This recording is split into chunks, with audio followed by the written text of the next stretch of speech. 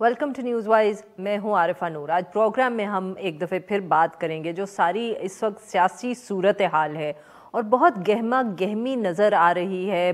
जो political developments हैं वो तेज़ी से सामने आ रही हैं। It's hard to keep up. गुज़िश्ता रोज़ जो पीडीएम के सरबराह हैं मौलाना फजल रहमान साहब, उन्होंने बयान दिया कि अगले 2 से 3 दिन जो हैं वो ख़ासे अहम हैं। उन्होंने कहा कि इन 2 से 3 दिन के दरमियान जो तहरीक अदम एतमाद है वो जमा करवाई जा सकती है। और साथ में उन्होंने ये दावा भी किया कि अपोजिशन के पास अब 180 से ज़ायद जो अरकान हैं कौमी असम्बली के, उनकी हिमायत जो है वो हासिल है। आज भी इस मौजू पे बहुत तेज़ी से डेवलपमेंट्स जो हैं वो रिपोर्ट होती रहीं। एक ख़बर के मुताबिक नवाज़ शरीफ साहब ने शहबाज शरीफ साहब, मौलाना फजल रहमान साहब और आसिफ अली जरदारी साहब को ग्रीन सिग्नल दे दिया है कि वो वज़ीर आज़म इमरान खान साहब के ख़िलाफ़ वोट ऑफ नो कॉन्फिडेंस करें। ये भी कहा जा रहा है कि तीनों जमातें जो हैं अब वो तैयार हो गई हैं कि वोट ऑफ नो कॉन्फिडेंस जब कामयाब होगा तो उसके फ़ौरन बाद इलेक्शंस करवा दिए जाएंगे। मीडिया ज़राए का ये दावा है कि पहले पाकिस्तान पीपल्स पार्टी जो थी वो तैयार नहीं थी कि फौरी तौर पर इलेक्शंस जो हैं वो वोट ऑफ नो कॉन्फिडेंस के बाद हों, मगर अब पाकिस्तान पीपल्स पार्टी जो है वो इस बात पर तैयार हो चुकी है। बिलावल भुट्टो जरदारी साहब ने भी आज जो एक जलसे से ख़िताब किया तो उन्होंने इमरान खान साहब को असम्बलियाँ तोड़ने के लिए और नए इलेक्शंस कॉल करने के लिए 5 दिन की मोहलत दी है। इसके साथ साथ बिलावल भुट्टो जरदारी साहब, मौलाना फजल रहमान साहब और जो और अपोजिशन के रहनुमा हैं वो ये भी कह रहे हैं कि अपोजिशन माफ़ करिएगा, जो इस्टेब्लिशमेंट है वो न्यूट्रल हो चुकी है। इस दफ़े किसी अपोजिशन के मेंबर को फ़ोन कॉल नहीं आए। क्या सचमुच इतनी आराम से ये वोट ऑफ नो कॉन्फिडेंस हो जाएगा जितना कि ख़बरों से लग रहा है? क्या सचमुच अब जो अपोजिशन है वो एक पेज पर आ चुकी है और वो सब वोट ऑफ नो कॉन्फिडेंस के बाद की जो भी एक हिकमत अमली है वो सब उस पर भी तैयार हैं? और क्या सचमुच इस्टेब्लिशमेंट जो है वो न्यूट्रल हो चुकी है? इस मौजू पे बात करने के लिए आज हमारे साथ मौजूद है खुर्रम दस्तगीर खान साहब, नायब सदर हैं मुस्लिम लीग, साबिक वफाकी वज़ीर। हमारे साथ मौजूद हैं क़मर ज़मान कायरा साहब, सीनियर रहनुमाए पाकिस्तान पीपल्स पार्टी के, साबिक वफाकी वज़ीर। और हमें ज्वाइन करें कामरान मुर्तज़ा साहब, सेनेटर हैं, JUIFA के मेंबर हैं। Welcome to the show gentleman. Kamran साहब, सर ऑब्वियसली आप बहुत ख़बरों में रहे हैं, आपसे गुफ्तगू का आगाज़ करते हैं। सर अब ये बताएं कि ये किस हद तक बात सही है? वोट ऑफ नो कॉन्फिडेंस पे PDM मान गई है, मुसव्वदा तैयार हो गया है, अब जमा कब करवाना है? 2-3 दिन पहले तैयार हो गया था, हमने आपस में एक्सचेंज कर लिया था। और कल अपना शाहिद खाकान साहब और मौलाना साहब की मीटिंग थी, उसमें उन्होंने रिव्यू किया होगा इसको। मैं कोयटा में था कल, और आज जरदारी साहब अब शायद मौलाना साहब के साथ हैं और इन 2 बड़े रहनुमाओं ने जो है ना वो इसको रिव्यू किया होगा। तो मेरा ख़्याल है कि कल के दिन, जुमे के दिन जो है ना वो अक्सर जो है ना कोई ऐसी बातें होती हैं जो होनी या अनहोनी वाली, तो मुमकिन तौर पे ये हो सकता है कल का दिन। अगर कल ना हुआ तो फिर उसके बाद मंडे पे चली जाएगी बात। मंडे पे चल जाए। कायरा साहब, अगर इतनी तैयारी हो गई है और इतनी मतलब के फैसले हो गए हैं तो फिर बिलावल भुट्टो जरदारी साहब ने 5 दिन की मोहलत क्यों दी? अब तो आप लोग तैयार हैं करने के लिए। देखिए आरिफा, पहली गुजारिश तो ये है कि 5 दिन की मोहलत तो हमारी उस दिन से थी जिस दिन हम चले थे लॉन्ग मार्च के लिए। अब तो वैसे ही चौथा दिन लॉन्ग मार्च को हो गया, 5वां दिन होने वाला। दूसरी गुजारिश ये है कि ये जो आप अपने दावे करते हैं या डिमांड्स करते हैं ना हुकूमतों से, हम तो इस हुकूमत को वैसे ही लेजिटिमेट नहीं मानते और कह रहे हैं कि ये हुकूमत एक अजाब है, लेकिन आप अपने मुतालबात के जरिए अपना एजेंडा अनफोल्ड कर रहे होते हैं, आप इश्यूज को हाईलाइट कर रहे होते हैं। ये लाजम नहीं होता कि सिर्फ हम उनसे डिमांड कर रहे हैं, ये किसी अदालत से इंसाफ नहीं मांगा जा रहा होता, बल्कि आप लेकिन उसमें 38 पॉइंट है टोटल। उसमें से एक इशू ये है कि 5 दिन के अंदर अंदर मुस्ताफी हो, लेकिन बाकी आपने बहुत सारे इशूज उससे फ्लैग किए हुए हैं। अब हमारे लॉन्ग मार्च का एक फायदा तो ये हो गया ना कि लॉन्ग मार्च जिस दिन शुरू होता है उससे अगले दिन वजीर आजम साहब दिन पहले कह रहे थे कि मेरे पास फिस्कल स्पेस नहीं है, आलमी मंडी में कीमतें बढ़ गई है, ओगरा ने और नेपरा ने कीमतें बढ़ाने की, बिजली और तेल की, उसकी सिफारिशात की हुई थी, फोरकास्ट ये थी कि कीमतें बढ़ेंगी। तो सिर्फ एक दिन का दबाव के नतीजे में वजीर आजम को न सिर्फ वो बढ़ाने वाली कीमतें रोकनी पड़ी, बल्कि कीमतें कम करनी पड़ी और बहुत सारे बड़े पैकेजेस ऐलान करने पड़े। तो ये अवामी दबाव का असर है। तो सर आप दबाव ही रखें, फिर क्या जरूरत है हुकूमत गिराने की? बेहतर नहीं होगा दबाव डाले रखें ताकि वो फैसले करते रहें अवाम के हक में? देखिए ना, अवाम को 3.25 साल तक अवाम को खार करके, अवाम की जिंदगी मसाइल का शिकार करके, पाकिस्तान को बहरान का शिकार करके, आज अवामी दबाव के नतीजे में आप कुछ रिलीफ दे देते हैं और आपके कहने के मुताबिक कि हम अगर यही काम करें तो गवर्नमेंट को फिर मौका दे कि फिर दोबारा पाकिस्तान के हालात खराब करो, फिर एक यू टर्न लो। तो इस हुकूमत का रहना तो मसाइल की वजह है ही, इसको जाना होगा, इसका जाना ही पाकिस्तान के मसाइल का हल है, ताकि अगला बेहतर इंतखाब कराया जाए, जल्दी इंतखाब कराया जाए और जिसको आवाम वोट दे। तो कायरा साहब वेरी क्विकली सर, आप अब क्या हम आपकी बातों से ये समझें कि पाकिस्तान पीपल्स पार्टी अब मान गई है कि आप चाहते हैं कि वोट ऑफ नो कॉन्फिडेंस हो और फिर फौरन इंतखाबात करवा दिए जाए? पीपल्स पार्टी ने कभी इससे इनहराफ किया ही नहीं, मान क्या गई है। पीपल्स पार्टी कहती है इस वक्त कोई पार्टी भी हुकूमत लेके इस बैगेज को लेके चलने को तैयार नहीं है। पीपल्स पार्टी का, मुस्लिम लीग का, सारी अपोजिशन का इस पे इत्तेफाक है कि हमें ये जो असेंबली है इसी से एक नई हुकूमत जाए, नई हुकूमत तश्कील पाए और वो हुकूमत जो इलेक्शन लॉज है उसके अंदर जिनके तहत पिछला इंतखाब हुआ 2018 का, उसमें जो फ्लॉज हैं वो दूर की जाए और जो इस हुकूमत ने यूनिलैटरली तमाम तर जवाबित को बालाए ताक रखते हुए कवानीन में अमेंडमेंट्स की थी इलेक्शन कवानीन में, नहीं कायरा साहब माफ करिएगा आपकी बात दोबारा काट रही हूँ। अभी हमने बिलावल साहब की जो बातें सुनवाई, एक इंटरव्यू जो उन्होंने सवेरे दिया, उसमें वो इस तरह की गुफ्तगू करें कि हम शहबाज शरीफ साहब को वोट डालेंगे, it's a big ask but we will do it, और फिर वो इस तरह की भी बात करते हैं कि परवेज़ इलाही साहब को कुछ देंगे, चीफ मिनिस्टरशिप देंगे तो ये होगा। तो वो ऐसी बातें क्यों कर रहे हैं अगर आप लोगों ने फॉरेन इलेक्शंस कॉल कर लेने? इस हुकूमत को हटाने के लिए हमें कुछ मेंबरान की जरूरत है। Answer is yes. हमें हुकूमत के अपने अंदर से भी मेंबरान का तावन हासिल है। यस। हमें हुकूमत के इत्तेहादियों को भी अपने साथ विन ओवर करना है। यस।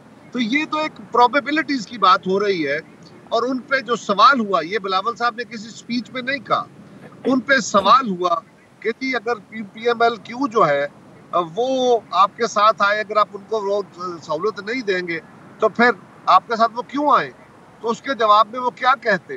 उसके जवाब में उन्होंने कहा, उसके जवाब में उन्होंने ये जवाब दे दिया। सो ये जवाब गलत भी नहीं है, लेकिन ये एक सवाल के जवाब में है। अब आखिरी बात ये है, आखिरी बात ये है हमारी हुकूमत जो आएगी वो करेगी क्या? वो हुकूमत जो सब जमातों पर मुश्तमिल हुकूमत होगी, उसने इंतखाब कराना है। इंतखाब से पहले इंतखाबी कवानीन को दुरुस्त करना है।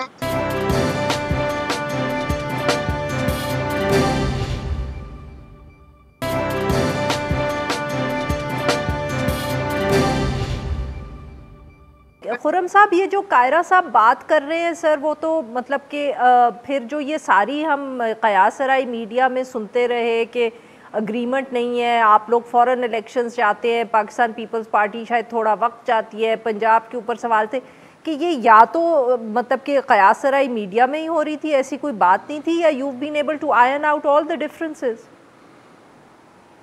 जी, वक्त के साथ साथ जैसे हमारी PDM के अंदर भी और पीपल्स पार्टी से गुफ्तगू हुई है, तो बहुत सारे ऐसी बातें जो PDM बनाते वक्त हमने उस पर दस्तखत किए थे वो दोबारा फिर खुलकर सामने आई हैं कि ये सिर्फ किसी एक हुकूमत को गिराना और इक़्तिदार में उसकी जगह आना, अगर ये मकसद होता तो बहुत देर पहले हल हो चुका होता। लेकिन यहाँ एक क्राइसिस है पाकिस्तान में हाकमियत का, जिसके अंदर ये जो हाइब्रिड निज़ाम है जो पिछले 7 साल से ऑपरेट कर रहा है मुख्तलिफ हवालों से, जिसके नतीजे में 2018 के इंतखाबात में मैंडेट भी चोरी हुआ अवाम का और एक मसनूई तौर पे बेजोड़ अज्जा मिलाकर एक हुकूमत बनाई गई। तो हमें चूंकि पाकिस्तान को आगे लेकर जाना मकसद है इस तहरीक अदम एतमाद का, कोई खुद जाके इक्तदार लेना और पीपल्स पार्टी का भी मकसद इस वक्त नहीं है हमारा। तो अब जब ये बात डिस्कशन में वक्त के साथ साथ क्लियर हुई है तो आपके सामने अब उसके नताइज आ रहे हैं। क्या क्लियर हुई है? मुझे तो कुछ समझ ही नहीं आ रही कि आप क्या कह रहे हैं सर। ज़रा हमें भी तो समझाएं कि अब क्या फ़ैसला हुआ है। क्या आप लोग पावर में फिर आएंगे, एक हुकूमत बनेगी, वो कवानीन तब्दील करेगी, उसके बाद आप इलेक्शंस कॉल करेंगे? जी, अगर आपको इलामिया याद हो 20 सितंबर 2020 का, उसका शिक नंबर 3 थी कि फिलफौर ऐसी इंतखाबी इस्लाहत की जाएं, जिसमें मैं पढ़ रहा हूँ इसको, फिलफौर ऐसी इंतखाबी इस्लाहत की जाएंगी जिसमें लॉट ऑफ वाटर, जिसको अंग्रेजी में कहते हैं ना, lot of water has passed under the bridge since then. आप लोगों की लड़ाई हुई, दोबारा दोस्ती हुई, अब आप कैसे अब हमें कन्विंस करने की कोशिश करें कि वो जो उस वक्त मुसवदा साइन हुआ था, अभी तक आप सारे उसी पे अग्रीड है? मैं ये नहीं कह रहा, मैं ये कह रहा हूँ कि जिस मसले से, जिस बहरान से हल करने के लिए वो मुसवदा कायम हुआ था, वो बहरान अब बहुत ज्यादा गंभीर हो गया है पिछले 1.5 साल। जिस वक्त जितनी जरूरत उस वक्त हुकूमत में आएंगे थोड़े अरसे के लिए या नहीं आएंगे? यस और नो? जी, हुकूमत में आएंगे, इंतखाबी इस्लाहत करेंगे और इंशाअल्लाह जल्द अज जल्द साफ शफाफ, और जो मैं आपके प्रोग्राम में कई दफा कह चुका हूँ, गैर आईनी मुदाखलत से पाक इंतखाबात होंगे इंशाअल्लाह। बिल्कुल सही जी। कामरान साहब, कौन सी जमात की तरफ से, जी कायरा साहब, जमात की तरफ से आपको ये शायबा आया, आपको ये शुबा गुजरा, कौन सी जमात ने कहा कि हम अगली पूरे टर्म के लिए हुकूमत बनाएंगे? किस जमात की तरफ से ये बात आई थी? क्या, सॉरी सर, मैंने ये नहीं कहा कि किसी ये मैंने कहा कि बहुत सी कयास राई हो रही थी कि ये इख्तलाफ है शायद PMLN में और पाकिस्तान पीपल्स पार्टी और PDM की बाकी जमातों में कि क्या इलेक्शंस फौरन होने चाहिए या थोड़े अरसे के लिए हुकूमत बनाए, ये मैंने कहा था। ये तो बेसलेस कयास राई है, आज भी सर बुनियाद ही नहीं थी। और आज भी सर एक बहुत बड़े चैनल पे, जियो पे ये स्टोरी चली है और उन्होंने कहा है कि पहले PMLN जो थी वो तैयार नहीं थी कि नहीं, माफ़ करिएगा, उन्होंने कहा कि पाकिस्तान पीपल्स पार्टी पहले फॉरेन इलेक्शंस के लिए तैयार नहीं थी, वो अब इलेक्शंस के लिए तैयार हो गया। आज सारा दिन उस चैनल पे ये स्टोरी चली है। जी कामरान मुर्तज़ा साहब, सर ये जो जरदारी साहब ने बड़े वाज़ेह तौर पे आरफा ये बात कही थी कि कोई जमात ये बैगेज लेके चलने को तैयार नहीं थी, हमारी पार्टी की किसी बंदे की तरफ से ये बात कभी नहीं आई। अब अगर किसी के अपने ख्याल के घोड़े दौड़ाना चाहता है तो उस पर पाबंदी नहीं लग सकती ना। बिल्कुल सर, बिल्कुल, एज आई सेड कि सारा दिन जियो पे खबर चली है और चल रही है, किसी ने कॉन्ट्रडिक्ट में तो नहीं किया ना। जी कामरान साहब, सर आप ही बता दें कि क्या ये ऐसी कभी कोई बात हुई है जमातों के दरमियान, जो कायरा साहब भी डिनाई कर रहे हैं, खुर्रम साहब भी कर रहे हैं, मगर एज आई सेड आज भी एक चैनल पे चलती रही है और पिछले कितने दिनों से इस पे बहस हुई है? देखिए, बात ये एक बहुत बड़ा एक जिसको कह सकते हैं हिंड्रेंस थी। बात चीज़ों की तरफ तवज्जो शायद नहीं जाती, उसमें कन्फ्यूजन हो जाता है लोगों में या मीडिया में, तो उस तरफ नहीं गई होगी। असल इशू ये है, जो एक नुक्ता जिस पे सबकी जो है उस पर कंसेंसस है कि अवाम का हक़ की हाकिमियत उनको वापस किया जाए, उनका वोट का हक़ उनको वापस लौटा दिया जाए, वो जिसे चाहें फेयर और फ्री इलेक्शन के ज़रिए मुंतखब करें और वो अगले 5 साल उसमें गुजारे। इस पे हम सब का कंसेंसस है और इस पे किसी को मेरा ख्याल है कोई प्रॉब्लम नहीं है। कामरान साहब, बट ये जो आप हक वापस करने जा रहे हैं, ये क्या आप सिर्फ सेंटर के जनरल इलेक्शंस के लिए करेंगे या पंजाब में, सिंध में, खैबर पख्तूनख्वा में, सारे सूबों की हुकूमतों के लिए भी आप दोबारा हक ये देंगे लोगों को? देखिए, कुछ चीज़ें क़यादत के लिए रहने देना, कुछ चीज़ें तो क़यादत भी डिस्क्लोज़ करेगी। अगर सारी चीज़ें बैठ के खुर्रम, दस्तगीर साहब, कायरा साहब और कामरान साहब उसके ऊपर वो बात कर लें तो फिर क़यादत के करने की क्या बात होगी? क़यादत भी तो कुछ बताएगी ना। तो वो बड़े जो मेन इश्यूज़ हैं वो उस पर क़यादत बात करेगी। नहीं तो सर ये बताएं कि उन्होंने फ़ैसला कर लिया या नहीं, या ये भी वो बताएंगे कि उन्होंने फ़ैसला किया है कि नहीं? फैसले हो चुके हैं, फैसले हो चुके हैं, फैसले हो चुके हैं सर, फैसले हो तो सर ये चुके हैं। कब तक बताएंगे हमें? जरदारी साहब की और मौलाना साहब की आज मुलाकात है और मेरा ख्याल है क्योंकि तकरीबन जो है ना हर चीज़ मैच्योर है, वो 48 घंटे में 24 घंटे तो गुजर गए, तो ज़्यादा से ज़्यादा 24 घंटे और हैं। सही जी। नाजरीन, यहाँ पे लेंगे हम एक छोटा सा ब्रेक, से वापस आएंगे तो अपने मेहमानों से गुफ्तगू जारी रखेंगे। Stay with us.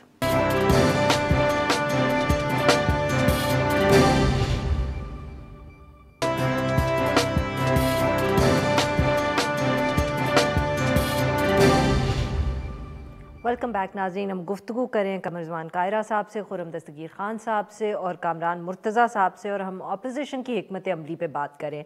जी कायरा साहब, सर आई नो आप लोग बहुत कॉन्फिडेंट हैं, नंबर्स की भी बार बार हर कोई जिक्र कर रहा है, पर सर असल में तजुर्बा हमारा पिछले 3 साल का ये रहा है कि जब भी आप लोगों ने कहा है कि नंबर्स गेम में अपोजिशन जो है वो एक मजबूत सिचुएशन उनकी है, जब वो पार्लियामेंट तक बात पहुंचती है तो वो नंबर्स जो है पता नहीं कहाँ चले जाते हैं। क्या इस दफ़े भी कोई खदशा है आप लोगों को? क्या इस तरह हो सकता है? अभी आपने अपने इंट्रो में भी कहा कि मौलाना फजलुर रहमान साहब ने कहा है और बिलावल साहब ने भी उसको अप्रिशिएट किया है कि अभी तक कोई फ़ोन कॉलें नहीं आ रही। इस तरह इसका मकसद ये है कि वो हुकूमतें जिनकी वजह से वो नंबर गेम होते हुए नहीं होती, तो वो हरकत में नहीं है। अगर ऐसा है तो फिर यकीनन आपके लिए भी ये फ़ोन कॉल्स की माफ़ करिएगा, आप लोगों ने बात तब भी की थी जब सेनेट में वो स्टेट बैंक वाला बिल गया था, मगर वो उस दिन भी नंबर्स पूरे नहीं हुए। एक बात याद रखिए, कुछ चीज़ें वो होती है, हमारे पास और ऑप्शन क्या है। हमें इस मुल्क के अंदर अगर जमहूरी अमल को मुस्तहकम करने के लिए कुछ आवाज़ें उठानी है और कुछ गैर आइनी इक़दाम या उनके फैसलों को, तरीक़ाकार को रोकने का एक रास्ता अख्तियार करना है, अपने कुछ इदारों के अंदर अगर अपने इख्तियारात से तजावुज़ करने का रवैया आ गया है, उसको दुरुस्त करने की तरफ जाना है, तो भी हमारे पास यही रास्ता है ना कि हम अपनी एक्सरसाइजेज जारी रखें। हम एक पॉलिटिकल मैदान में हैं। अगर फ़र्ज़ करें आपका ख्याल, आपका खदशा दुरुस्त, अगर जो कि नहीं है, लेकिन फ़र्ज़ करें ये दुरुस्त भी है, तो भी सियासी जमातों के पास यही एक रास्ता होता है कि वो अपना पॉलिटिकल प्रोसेस जारी रखें और अवामी राय आमा हमवार हो, और उसके नतीजे में आप उनको, तो सर आप ये कह रहे हैं कि ये आपको उस दिन वोट ऑफ नो कॉन्फिडेंस के दिन ही पता चलेगा कि वो इदारे क्या कर रहे हैं? मतलब कि ये खदशा सिर्फ मेरा नहीं है, आपका भी है। अगर उन इदारों के जो लोग हैं, जो उनके स्पोक्स पर्सन हैं, अगर वो कह रहे हैं कि हम न्यूट्रल हैं और हमें न्यूट्रल रहने दिया जाए, तो मुझे इस बात को मानने में कोई अमर माने नहीं है। और ये बात मैं बहुत दफ़ा कह चुका हूँ, आज फिर कह देता हूँ कि मेरे लिए ये बड़ा भी म्यूज़िक है मेरे कानों के लिए कि हम ये समझ रहे हैं कि हमें ये कहा गया है कि जी हम न्यूट्रल हैं, तो ये बड़ी खूबसूरती की बात है। हाँ, ये डेमोन्स्ट्रेट हो जाएगी, पता चल जाएगा।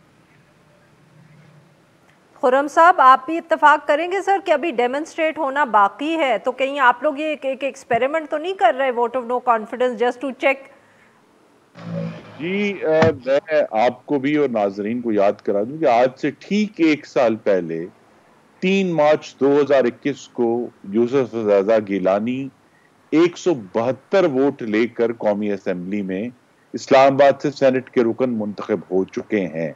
तो अपोजिशन एक दफा 172 वोट, जो कि कम अज कम तादाद है वजीर आजम बनने के लिए, हम उसका मुजाहरा कर चुके हैं। वो हवा में या कोई सियासी वादा, उसके with in days of that vote of confidence भी हुआ और उसके बाद सेनेट चेयरमैन का इलेक्शन भी आप लोग हारे, और वहां तो कोई नंबर्स आपको दूसरों के चाहिए भी नहीं थे। यही तो मसला है ना।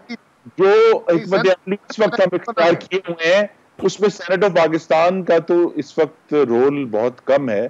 मामला कौमी असेंबली में डिसाइड होना है, और कौमी असेंबली में हम जो वजीर आजम के लिए मिनिमम नंबर है उसका ठीक 1 साल पहले मुजाहरा कर चुके हैं। उस वक्त दूसरे मामलात थे जिसकी वजह से वो जो कॉन्फिडेंस का वोट है वजीर आजम का, वो इमरान खान साहब ने उसमें कामयाबी हासिल की। लेकिन आज जो सबसे बड़ा पहला दूसरे मामलात थे सर जी, उस वक्त क्या ऐसे दूसरे मामलात थे जी, मैं यही सवाल का जवाब देने के लिए इस वक्त अदम एतमाद की तहरीक लाई जा रही है कि हर तहरीक का, हर अमल का एक वक्त है, और ये जो वक्त है जिस वक्त हम ये तैयारी कर रहे हैं, उसकी पहली निशानी यही थी कि मुस्लिम लीग नून और पीपल्स पार्टी ने जो 1 साल से हमारे आपस में इख्तलाफात थे, उनको पीछे रखकर इकट्ठी होकर चलने का फैसला किया। यही मकसद था कि पाकिस्तान की जो मुआशरत है, पाकिस्तान की हाकमियत है, तेजी से नीचे गिर रही है और उसको रोकने का हमें कोई ना कोई तरीका इख्तियार करना है। तो जो आईनी और सियासी तरीका है वो इख्तियार किया जा रहा है और इंशाल्लाह उसमें कामयाबी होगी। और आरिफा, एक गुजारिश कायरा साहब, आप कुछ कहना चाह रहे थे? इलेक्शन हम हारे नहीं थे, वो एक डाका था जो सारी कौम ने देखा और उसका केस अदालत में पड़ा हुआ है। हमें अदालत से गुजारिश है कि उस केस को जल्दी फैसला सुना दे। वो डकैती थी, वो हम जीते हुए। वो सर वही तो मसला है ना कि डकैती तो फिर भी डल सकती है। फिर आप यही कहेंगे कि डकैती डल गई and end of the story. नहीं, इस अगर दोबारा हो गया तो छोड़ दे। इस मुल्क के अंदर बहुत सारे इलेक्शन रिग हुए, तो क्या हम इलेक्शन लड़ने छोड़ दें? तो सर वही बात है कि अभी फिर 100% तो हम आप भी नहीं कह सकते कि एवरीथिंग इज इन प्लेस। नहीं, हमें खतरा तो है अभी भी। शुक्र अदा करना चाहिए कि मुल्क में जमहूरियत और आइन का नाम लेने वाले लोग हैं, वरना जितनी बड़ी बड़ी डकैतियां डल चुकी हैं पाकिस्तान में जमहूरियत के ऊपर, तो यहाँ तो कोई नाम लेवा नहीं होना चाहिए आइन का और जमहूरियत का। लेकिन अगर अभी भी ऑपोजिशन इस मामले को और आइन की सरबुलंदी के लिए, चाहे जितनी भी हमारा रिकॉर्ड खराब है माजी के बारे में, कोशिश कर रही है, इसका मतलब यही है कि ये डकैती वाले कामयाब नहीं होंगे, बिल आखिर कामयाबी जमहूरियत होगी। सही। कामरान साहब, सर जरा एज अ लीगल एक्सपर्ट आपका यहाँ व्यू चाहिए। वोट ऑफ नो कॉन्फिडेंस तो ऑफ कोर्स एक जमहूरी हक है, मगर आप लोग जो इशारों में बात करते हैं उससे साफ जाहिर है कि पाकिस्तान तहरीक इंसाफ के कुछ मेंबर्स जो हैं वो शायद आपके साथ वोट डालेंगे। तो वहाँ सर वो जो एंटी डिफेक्शन क्लॉज है, will that not come into play? उसको आप कैसे काउंटर करने का प्लान कर चुके हैं? जी, मेरे पास उसमें जो मेरा व्यू था, जिसको मेरा ख्याल है कि वो कैरी नहीं हुआ, क़यादत ने उसके साथ इत्तफाक नहीं किया। मेरा ख्याल ये था कि पहले जो है वो स्पीकर को फारिग कर लिया जाए, मगर वो शायद इतना लंबा मामला लेके नहीं चलना चाह रहे। तो मुझे नहीं पता कि अब फाइनल जो है ना वो क्या, मेरा अपना ज़ाती व्यू यही था कि पहले स्पीकर को, क्योंकि मुझे डकैती से डर लगता है। क्योंकि ये आप देख लीजिए ना कि चेयरमैन सेनेट के इलेक्शन में वोट, चेयरमैन तो टेक्निकली जो है चेयरमैन का इलेक्शन तो जीत गई थी अपोजिशन, मगर उसके बाद क्या हुआ, उसमें कुछ वोट्स रिजेक्ट कर दिए जी, ये निशान इधर क्यों लगा, निशान उधर क्यों नहीं लगा। तो इस बात पे अगर कोई रिजेक्शन होती भी नहीं है, क्योंकि अगर वो इंटेंशन क्लियर है तो फिर उसको वोट वहीं पे काउंट करना चाहिए। तब बहरहाल चलें, वो रूलिंग आ गई, अब वो सब जुडिस मैटर। मगर यहाँ भी मेरा डर मौजूद है कि स्पीकर जो है ना उसमें उसी तरह से वो हरकत ना करे, क्योंकि उसकी वजह एक ये भी है कि ये आज भी, ये स्पीकर होते हुए आज भी जो है ना पीटीआई के मेंबर हैं और पीटीआई के हर उसमें मामले में। बट कामरान साहब, माफ करिएगा आपकी बात यहाँ काट रही हूँ, बट जो वोट ऑफ नो कॉन्फिडेंस है उसमें तो कोई वोट तो नहीं डाला जाएगा, वहाँ तो लोग खड़े होंगे। इज इट नॉट, मतलब ये कोई सीक्रेट बैलेट तो है नहीं? नहीं, ये इस तरह से करेंगे कि ये मेरा ख्याल है, जो मैं समझता हूँ कि ये अपने मेंबर्स को रोकेंगे, आने से रोकेंगे, उसमें हाउस में नहीं आने देंगे। किसी न किसी तरह से जो है ना वो इस तरह से मामले होंगे। और फिर उसके साथ जो एक और चीज़ आएगी वो उससे पहले जो है ना मुकदमा दर्ज करने की जो है ना वो रफ्तार तेज़ हो जाएगी, कुछ लोग शायद कस्टडी में ले लिए जाएँ, बहुत सारी चीज़ें ऐसी हो जाएंगी जो स्पीकर पे डिपेंड करती हैं। और स्पीकर जो है ना उसमें मुझे डर है कि वो तो सर आप इन सारी चीज़ों को कैसे काउंटर करेंगे? मेरा ख्याल है कि अब जो मुझे लग रहा है कि ये हमारे पास जो पार्टीज़ के पास हैं, खुर्रम दस्तगीर साहब इसकी ज़्यादा वो बता सकेंगे, क्योंकि सबसे ज़्यादा मेंबर्स उनको ज्वाइन कर रहे हैं, उनकी तरफ आ रहे हैं। तो मेरा ख्याल है कि अब वो प्लस में काफ़ी सारी तादाद ज़्यादा हो गई है, तो इसलिए जो है ना वो कॉन्फिडेंस भी ज़्यादा है कि जी अब अगर 2-4 मेंबर रुक भी गए तो उससे कुछ नहीं होगा। जी नाज़रीन, यहाँ पे लेंगे एक छोटा सा ब्रेक से वापस आएंगे तो हम गुफ्तगू जारी रखेंगे और खुर्रम साहब से यही सवाल पूछेंगे जो कामरान मुर्तज़ा साहब कह रहे हैं कि सबसे ज़्यादा प्लानिंग तो उनकी जमात को करनी है। Stay with us.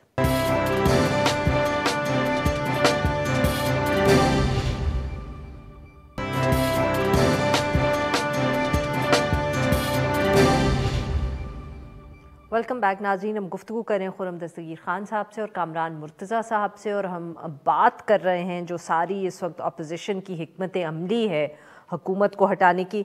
खुर्रम साहब, जैसे कामरान साहब ने कहा कि सारा जो ये नंबर्स इकट्ठे करने हैं उसमें बहुत सारा तो जो बोझ है वो आप ही की पार्टी उठा रही है। मुन्निस इलाही साहब की भी अभी अभी वज़ीर आज़म साहब से मुलाकात हुई है, लग तो यही रहा है कि PMLQ और MQM जो इत्तेहादी हैं वो तो हुकूमत के ख़िलाफ़ शायद वोट ना डालें। तो सर, जो पाकिस्तान तहरीक इंसाफ के ऐसे मेंबरान हैं जो आपके साथ वोट डालने को तैयार हैं, आप किस तरह ऑन डी डे उनको पार्लियामेंट तक लाएंगे? कैसे आपने उनको कन्विंस किया है कि वो डिस्क्वालिफिकेशन का ख़तरा जो है वो ले लें इस हुकूमत को गिराने के लिए? जी, डिस्क्वालिफिकेशन सबसे पहले तो आपके नाजरीन को मालूम होना चाहिए, वो वोट डालने के बाद ट्रिगर होगी, उनको वोट डालने से रोका नहीं जा सकता। होगी तो सही ना सर, मतलब तो वोट डालने पे तो रोका नहीं जा सकता, बट ट्रिगर तो हो जाएगी। सो काफी एक, I mean it's a big risk. नहीं, और ये भी आपके नाजरीन को मालूम होना चाहिए कि ये नहीं कि वोट डाला और डिस्क्वालीफाई हो गया, उसका एक पूरा प्रोसीजर है जो उसकी पार्टी के पार्लियामेंट्री सरबराह ने उसके ऊपर ऑपरेट करना है। वो आज खुद किसी को कौमी असेंबली से डिस्क्वालीफाई नहीं कोई कर सकता, इसके लिए एक कानूनी प्रोसीजर है, वो भी होगा। और जब तक वो कानूनी प्रोसीजर होगा, इंशाल्लाह अगले आम इंतखाबात की डेट आ चुकी होगी, तो उनके लिए तो कोई ऐसा कब तक सर आप इलेक्शंस कॉल कर लेंगे? जी, ये ऐसी बातें हैं, बाज़ औक़ात यूं लगता है कि मीडिया की ख्वाहिश है कि हम प्रोग्राम के दौरान ही अदम एतमाद फाइल करके तमाम तफसीलात बता दें। लेकिन एक बात जरूर, अगर आप इस पर गौर करें कि इमरान खान साहब का अभी तक पार्लियामान में अपने पांव पर खड़े होकर कभी कोई टेस्ट नहीं हुआ। उनके लिए हमेशा मुक्तदरा ने आकर उनके कांटे चुने हैं, उनके लिए रास्ते साफ किए हैं।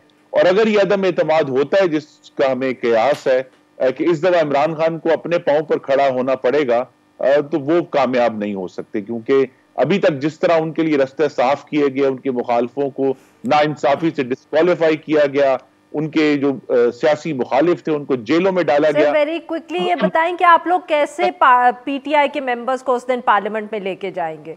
जी, ये सारे मामलात लॉजिस्टिक्स जो हैं उसकी हम तैयारी कर चुके हैं, वो लोग वहां मौजूद होंगे। ये तो अभी जिस दिन तहरीक अदम एतमाद फाइल होगी, जो कि मुझे उम्मीद है अब तो ज्यादा देर नहीं है उसमें, उसके बाद ये एक नया मामला खड़ा हो जाएगा। और जो यूं आज शायद लग रहा है कि काफ लीग और MQM जो हैं उन्होंने अभी तक कोई फैसला हुकूमत के हक में शायद किया है, लेकिन एक दफा उसे फाइल होने दें, फिर आप देखेंगे इस्लामाबाद में किस तरह। सही सर, बिल्कुल सही। कामरान साहब, वेरी क्विकली सर, आपके ख्याल में कोई और ऐसा लीगल हर्डल है जो हुकूमत ला सकती है कि PTI के मेंबरान के खिलाफ कोई डराने के लिए उनको यही डिस्क्वालिफिकेशन का? मैं इसलिए पूछूं क्योंकि अली मोहम्मद खान साहब गुज़िश्ता रोज़ एक टॉक शो में कह रहे थे कि डिस्क्वालिफिकेशन अगले इलेक्शन के लिए होगी अगर वो वोट डालते हैं वोट ऑफ नो कॉन्फिडेंस में हुकूमत के खिलाफ। वो नहीं, बिल्कुल नहीं वाली बात कर रहे थे। वो ऐसा नहीं होता, सिर्फ अगर डिस्क्वालिफिकेशन होगी तो वो सिर्फ उस वक्त तक के लिए होगी। इवन उसके बाद जो है ना, वो इमीडिएटली अगर रिज़ाइन कर देंगे, फ़र्ज़ करिए एक मैं आपको सिनेरियो बना देता हूँ, उन्होंने वोट डाला, नो कॉन्फिडेंस कैरी हो गई, उसके बाद वो रिज़ाइन कर जाते हैं, तो उनके खिलाफ जो है ना रेफरेंस भी इवन फाइल होगा और वो जाके उसमें इलेक्शन अनाउंस हो जाएंगे। अगर फ़र्ज़ कर लीजिए अगर कोई लंबी मुद्दत होगी भी, तो वो उसके बाद वो जो बाई इलेक्शन होंगे उसमें दोबारा इलेक्ट होके आ जाएंगे, ना पीपल्स पार्टी उसका मुकाबला करेगी ना। सर के 3-4 महीने तो शायद कहीं नहीं गए, हुकूमत भी बनेगी, उसके बाद कवानीन भी चेंज होंगे और वो बेचारे घर बैठेंगे। कोई बात नहीं, वो इस वक्त तक वो उनको ये जो मेरा ख्याल है कि कहीं ना कहीं पे इस सारे मामले की पॉलिटिकल कास्ट जो है ना, वो सबसे ज़्यादा नून शायद पे कर रही है। तो बहुत बहुत शुक्रिया हमारे दो मेहमानों का, उन्होंने गुफ्तगू की। नाजरीन, आज के लिए बस इतना ही। Will be back tomorrow at the same time. हर पीर से जुमे अपना पसंदीदा शो न्यूज़ वाइज YouTube पर देखने के लिए डॉन न्यूज़ के ऑफिशियल चैनल पर आएं और सब्सक्राइब करना मत भूलें, बेल आइकॉन को प्रेस करें।